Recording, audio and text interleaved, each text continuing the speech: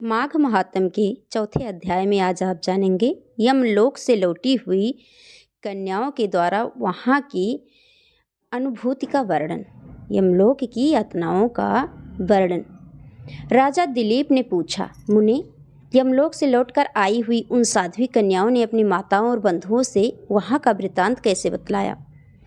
पापियों की यातना और पुण्यात्माओं की गति के संबंध में क्या कहा? मैं पुण्य और पाप के शुभ और अशुभ फलों का विस्तार के साथ सुनना चाहता हूँ। वशिष्ठ जी बोले, राजन, कन्याओं ने अपनी माताओं और बंधुओं से पुण्य पाप के शुभाशुभ फलों के विषय में जो कुछ कहा था वह ज्यों का त्यों तुम्हें मैं बतलाता हूँ। कन्याओं ने कहा, माताओं, यमलोक बड़ा ही घोर और भय उत्पन्न करने वाला है। वहाँ सर्वदा चारों प्रकार के जीवों को विवश होकर जाना पड़ता है। गर्भ में रहने वाले अथवा जन्म लेने वाले शिशु, बालक, तरुण, अधेड़, बूढ़े, स्त्री, पुरुष और नपुंसक आदि सभी तरह के जीवों को वहाँ जाना होता है। वहाँ चित्रगुप्त आदि समदर्शी एवं मध्यस्थ सत्पुरुष मिलकर देहधारियों के शुभ और अशुभ फल का वर्णन करते हैं। इस लोक में जो शुभ कर्म करने वाले कोमल हृदय तथा दयालु पुरुष हैं वे सौम्य मार्ग से यमलोक में जाते हैं, और नाना प्रकार के दान और व्रतों में संलग्न रहने वाले स्त्री पुरुषों से सूर्यनंदन यम की नगरी भरी है। माघ स्नान करने वाले लोग वहाँ विशेष रूप से शोभित होते हैं। धर्मराज उनका अधिक सम्मान करते हैं। वहाँ उनके लिए सब प्रकार की भोग सामग्रियाँ सुलभ होती हैं। माघ स्नान में मन लगाने वाले लोगों के सैकड़ों हजारों विचित्र विचित्र विमान वहाँ शोभा पाते हैं। इन पुण्यात्मा जीवों को विमान पर बैठकर आते देख सूर्यनंदन यम अपने आसन से उठकर खड़े हो जाते हैं और अपने पार्षदों के साथ जाकर उन सबकी अगवानी करते हैं। फिर स्वागत पूर्वक आसन दे पाद्य अर्ध आदि निवेदन कर प्रिय वचनों में कहते हैं, आप लोग अपनी आत्मा का कल्याण करने वाले महात्मा हैं, अति धन्य हैं, क्योंकि आपने दिव्य सुख की प्राप्ति के लिए पुण्य का उपार्जन किया है। अतः आप इस विमान पर बैठकर स्वर्ग को जाइए। स्वर्गलोक की कहीं तुलना नहीं है, वह सब प्रकार के दिव्य भोगों से परिपूर्ण है। इस प्रकार उनकी अनुमति ले पुण्यात्मा पुरुष स्वर्गलोक में जाते हैं। माताओं तथा बंधुजन, अब हम वहाँ के पापी जीवों के कष्ट का वर्णन करती हैं। आप सब लोग धैर्य धारण करके सुने। जो क्रूरतापूर्ण कर्म करने वाले और दान न देने वाले पापी जीव हैं वे वहाँ यमराज के घर में अत्यंत भयंकर दक्षिण मार्ग से जाते हैं। यमराज के घर में अत्यंत भयंकर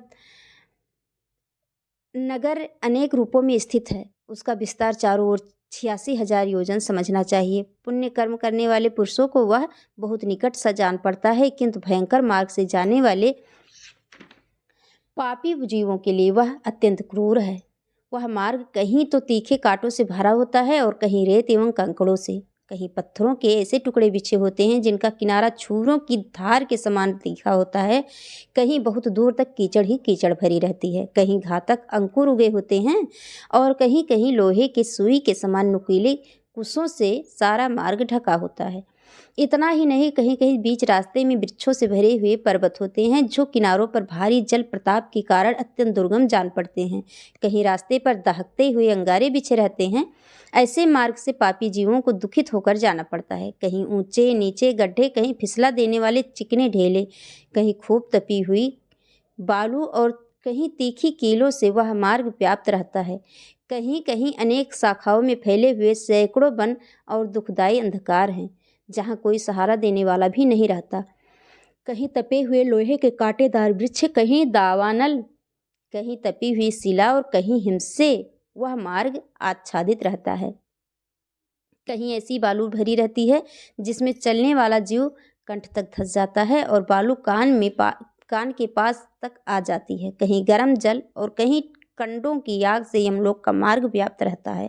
कहीं धूल मिली हुई प्रचंड वायु का बवंडल उठता है और कहीं बड़े बड़े पत्थरों की वर्षा होती है। उन सबकी पीड़ा सहते हुए पापी जीव यमलोक में जाते हैं। रेत की भारी वृष्टि से सारा अंग भर जाने के कारण पापी जीव रोते हैं।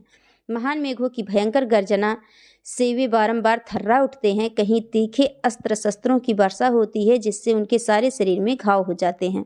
तत्पश्चात उनके ऊपर नमक मिले हुए पानी की मोटी धाराएं बरसाई जाती हैं। इस प्रकार कष्ट सहन करते हुए उन्हें जाना पड़ता है। कहीं अत्यंत ठंडी, कहीं रूखी और कहीं कठोर वायु का सब ओर से आघात सहते हुए पापी जीव सूखते और रोते हैं। इस प्रकार वह मार्ग बड़ा ही भयंकर है। वहाँ राह खर्च भी नहीं मिलता। कोई सहारा देने वाला नहीं रहता। वह सब ओर से दुर्गम और निर्जन है। वहाँ और कोई मार्ग आकर नहीं मिलता। वह बहुत बड़ा और आश्रय रहित है। वहाँ अंधकार ही अंधकार भरा रहता है। वह महान कष्टप्रद और सब प्रकार की दुखों का आश्रय है। ऐसे ही मार्ग से यम की आज्ञा का पालन करने वाले अत्यंत भयंकर यमदूतों द्वारा समस्त पाप परायण मूढ़ जीव बलपूर्वक लाए जाते हैं। वे एकाकी पराधीन तथा मित्र और बंधु बांधवों से रहित होते हैं। अपने कर्मों के लिए बारंबार शोक करते हैं और रोते हैं। उनका आकार प्रेत जैसा होता है। उनके शरीर पर वस्त्र नहीं रहता। कंठ, ओठ और तालू सूखे होते हैं। वे शरीर से दुर्बल और भयभीत होते हैं तथा क्षुधा की आग से जलते रहते हैं। बलोन्मत्त यमदूत किन्हीं किन्हीं पापी मनुष्यों को चित्त सुलाकर उनके पैरों में सांकल बांध देते हैं और उन्हें घसीटते हुए खींचते हुए कितने ही दूसरे जीव ललाट में अंकुश चुभाए ये जाने के कारण क्लेश भोगते हैं। कितनों की बाहें पीठ की ओर घुमाकर बांध दी जाती हैं और उनके हाथों में कील ठोंक दी जाती है। साथ ही पैरों में बेड़ी भी पड़ी होती है। इस दशा में भूख का कष्ट सहन करते हुए उन्हें जाना पड़ता है। कुछ दूसरे जीवों के गले में रस्सी बांधकर उन्हें पशुओं की भांति घसीटा जाता है और वे अत्यंत दुख उठाते हुए कितने ही दुष्ट मनुष्यों की जिह्वा में रस्सी बांधकर उन्हें खींचा जाता है। किन्हीं की कमर में भी रस्सी बांधी जाती है और उन्हें गर्दनियां देकर इधर उधर ढकेला जाता है। यमदूत किन्हीं की नाक बांध खींचते हैं और किन्हीं के गाल तथा ओठ छेद कर उनमें रस्सी डाल देते हैं और उन्हें खींच कर ले जाते हैं। तपे हुए सींचों से कितने ही पापियों के पेट छिदे होते हैं। कुछ लोगों की कानों और ठोड़ियों में छेद करके उनमें रस्सी डालकर खींचा जाता है। किन्हीं के पैरों और हाथों के अग्रभाग काट लिए जाते हैं। किन्हीं के कंठ, ओठ और तालुओं में छेद कर दिया जाता है। किन्हीं किन्हीं के अंडकोश कट जाते हैं और कुछ लोगों के समस्त अंगों की संधियां काट दी जाती हैं। किन्हीं को भालों से छेदा जाता है। कुछ बाड़ों से घायल किए जाते हैं और कुछ लोगों को मुदगरों तथा लोहे के डंडों से बारंबार पीटा जाता है और वे निराश्रय होकर चीखते चिल्लाते हुए इधर उधर भागा करते हैं। प्रज्वलित अग्नि के समान कांति वाले भांति भांति के भयंकर आरों और भिंदपालों से उन्हें वितीर्ण किया जाता है और वे पापी जीव पीप तथा रक्त बहाते हुए घाव से पीड़ित होते और कीड़ों से डसे जाते हैं। इस प्रकार उन्हें विवश करके यमलोक में ले जाया जाता है। वे भूख प्यास से पीड़ित होकर अन्न और जल मांगते हैं। धूप से बचने के लिए छाया के लिए प्रार्थना करते हैं और शेत से व्यथित होकर तापने के लिए अग्नि मांगते हैं। जिन्होंने उक्त वस्तुओं का दान नहीं किया है वे उस पाथे रहित पथ पर इसी प्रकार कष्ट सहते हुए यात्रा करते हैं। इस प्रकार अत्यंत दुखमय मार्ग से चलकर जब वे प्रेत लोक में पहुंचते हैं तब दूत उन्हें यमराज के आगे उपस्थित करते हैं। उस समय वे पापी जीव यमराज को भयानक रूप में देखते हैं। वहाँ असंख्यों भयानक यमदूत जो काजल के समान काले, महान वीर और अत्यंत क्रूर होते हैं, हाथों में सब प्रकार के अस्त्र शस्त्र लिए मौजूद रहते हैं। ऐसे ही परिवार के साथ बैठे हुए यमराज तथा चित्रगुप्त को पापी जीव अत्यंत भयंकर रूप में देखते हैं। उस समय भगवान यमराज और चित्रगुप्त उन पापियों को धर्मयुक्त वाक्यों से समझाते हुए बड़े जोर जोर से फटकारते हैं। वे कहते हैं, ओ खोटे कर्म करने वाले पापियों, तुमने दूसरों के धन हड़प लिए थे और सुंदर रूप के घमंड में आकर पराई स्त्रियों के साथ व्यभिचार किया था। मनुष्य अपने आप जो कुछ कर्म करता है उसे स्वयं भोगता है। फिर तुमने अपने ही भोगने के लिए पाप कर्म क्यों किया और अब कर्मों की आग में जलकर इस समय तुम लोग संतप्त क्यों हो रहे हो? भोगो अपनी उन कर्मों को, इसमें दूसरे किसी का दोष नहीं है। ये राजा लोग भी अपने भयंकर कर्मों से प्रेरित हो मेरे पास आए हैं। इन्हें अपनी खोटी बुद्धि और बल का बड़ा घमंड था। अरे दुराचारी राजाओं, तुम लोग प्रजा का सर्वनाश करने वाले हो। अरे थोड़े समय तक रहने वाले राज्य के लिए तुमने पाप क्यों किया? राज्य के लोभ में पड़कर मोहवश बलपूर्वक अन्याय से जो तुमने प्रजाजनों को दंड दिया है, इस समय उसका फल भोगो। कहाँ है वह राज्य और कहाँ गई वह रानी जिसके लिए तुमने पाप कर्म किया था? अब तो सबको छोड़कर तुम अकेले ही यहाँ आ खड़े हुए हो।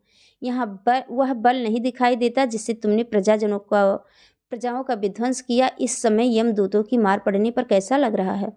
इस तरह नाना प्रकार के वचनों द्वारा यमराज के उलाहना देने पर वे राजा अपने अपने कर्मों को सोचते हुए चुपचाप खड़े रह जाते हैं। इस प्रकार राजाओं से धर्म की बात कहकर धर्मराज उनके पाप पंक की शुद्धि के लिए अपने दूतों से इस प्रकार कहते हैं, ओ चंड, ओ महाचंड, तुम इन राजाओं को पकड़ ले जाओ और क्रमशः नरक की आग में डाल दो।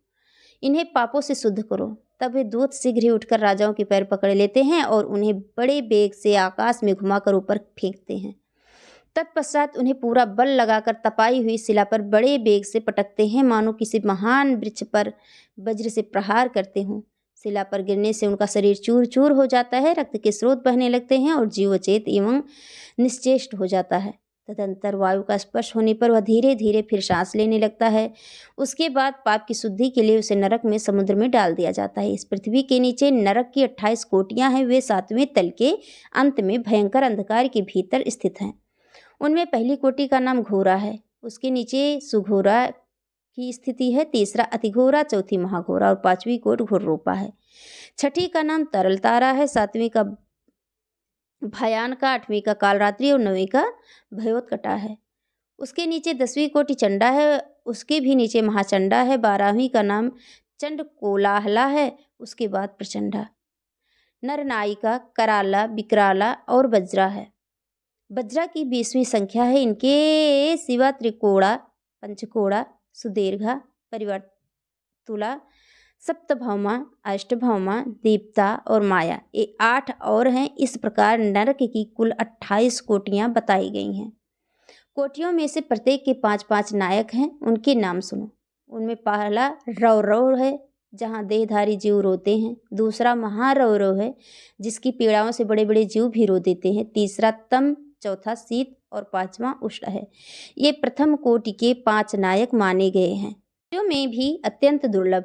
ब्राह्मणत्व को पाकर जो अपना कल्याण नहीं करता, उससे बढ़कर मूर्ख कौन होगा। कितने ही काल के बाद जीव अत्यंत दुर्लभ मानव जीवन प्राप्त करता है। इसे पाकर ऐसा करना चाहिए जिससे कभी नरक में ना जाना पड़े। देवता लोग भी यह अभिलाषा करते हैं कि हम लोग कब भारतवर्ष में जन्म लेकर माघ मास में प्रातः काल किसी नदी या सरोवर के जल में गोते लगाएंगे।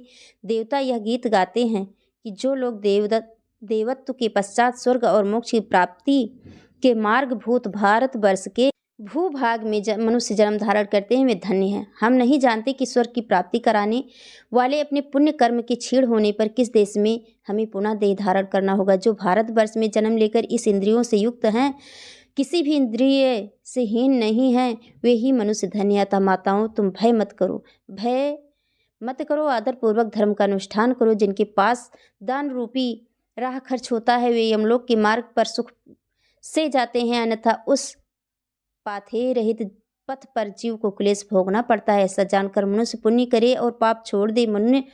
पुण्य से देवत्व की प्राप्ति होती है और अधर्म से नरक में गिरना पड़ता है। जो किंचित भी देवेश्वर भगवान श्रीहरि की शरण में गए हैं, वे भयंकर यमलोक का दर्शन नहीं करते। बांधवों, यदि तुम लोग संसार बंधन से छुटकारा पाना चाहते हो तो सच्चिदानंद स्वरूप परम देव श्री नारायण की आराधना करो। यह चराचर जगत आप लोगों की भावना संकल्प से ही निर्मित है। इसे बिजली की तरह चंचल क्षणभंगुर समझकर श्री जनार्दन का पूजन करो। अहंकार विद्युत की रेखा के समान व्यर्थ है, इसे कभी पास न आने दो। शरीर मृत्यु से जुड़ा हुआ है, जीवन भी चंचल है।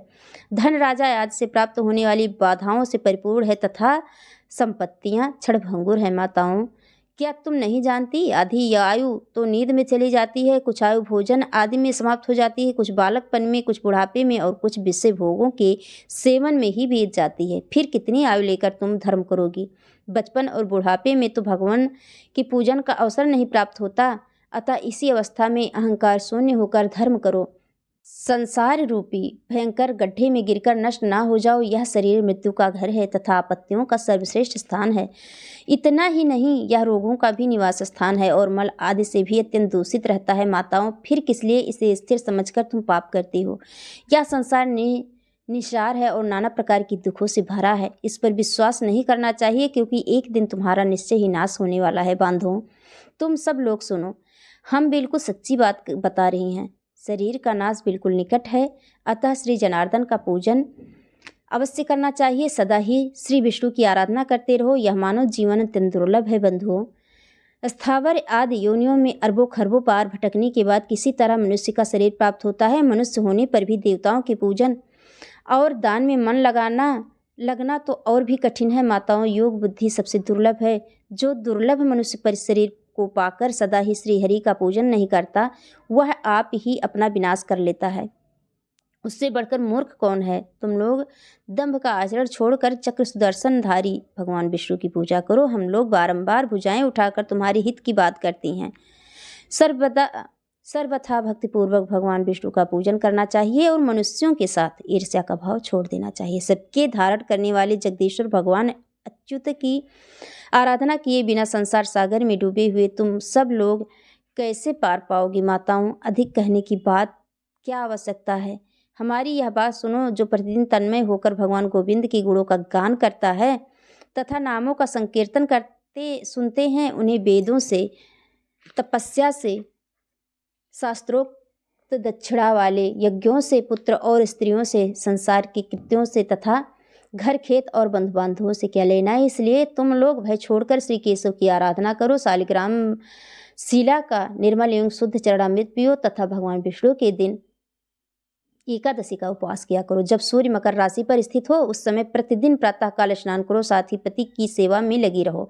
नरक का भय तो तुम्हें दूर से ही छोड़ देना चाहिए, क्योंकि सब पापों का नाश करने वाली परम पवित्र एकादशी तिथि प्रत्येक पक्ष में आती है। फिर तुम्हें नरक से भय क्यों हो रहा है?